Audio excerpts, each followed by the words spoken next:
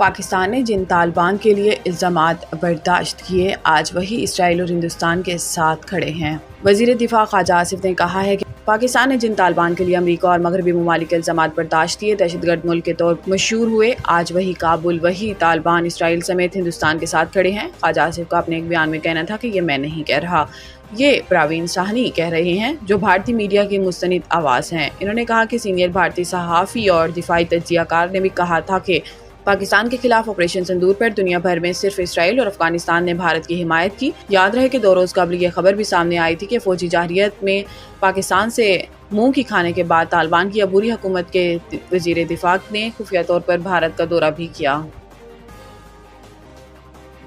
آزمائش میں ہر پاکستانی اپنی جان نچھاور کرنے کے لیے تیار ہے، ہم تو جیتے ہی شہادت کے لیے ہیں۔ گجرانوالہ کنٹونمنٹ میں افسروں اور جوانوں سے خطاب کرتے ہوئے صدر مملکت کا کہنا تھا کہ میرا سلام اور مبارکباد آپ سب جوانوں تک پہنچے۔ شہید سرخرو ہیں، یہ دھرتی ہے تو ہم سب ہیں، یہ دھرتی نہیں تو کچھ بھی نہیں۔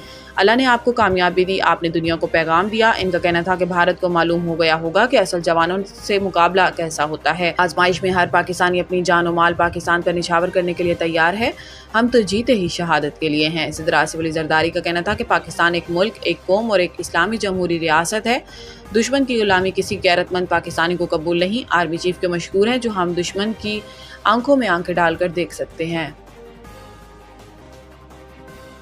17.6 ٹریلین روپے کی بجٹ کی منظوری، IMF نے 11 نئی شرائط لگا دی۔ عالمی مالیاتی ادارے کی جانب سے جاری اسٹاف لیول رپورٹ میں کہا گیا ہے کہ پاکستان اور بھارت کے درمیان بڑھتی ہوئی کشیدگی اگر برقرار رہتی یا مزید بگڑتی ہے تو اس سے پروگرام کی مالی، بیرونی اور اصلاحاتی اہداف کے لیے خطرات بڑھ سکتے ہیں۔ رپورٹ میں کہا گیا ہے کہ گزشتہ 2 ہفتوں کے دوران پاکستان اور بھارت کے درمیان تناؤ میں نمایاں اضافہ ہوا، لیکن اب تک مارکیٹ کا رد عمل معمولی رہا اور اسٹاک مارکیٹ نے اپنے حالیہ فوائد کو برقرار رکھا ہے اور اس کے حصص میں تیزی آئی۔ IMF نے آئندہ مالی سال کا دفاعی بجٹ 2.414 ٹریلین روپے ظاہر کیا ہے، جو 252 ارب روپے یا 12% زیادہ ہے۔ IMF کے تخمینے کے مقابلے میں حکومت نے بھارت کی جانب سے جارحیت کے بعد 2.5 ٹریلین روپے یا 18% زائد بجٹ مختص کرنے کا عدنیہ دیا ہے۔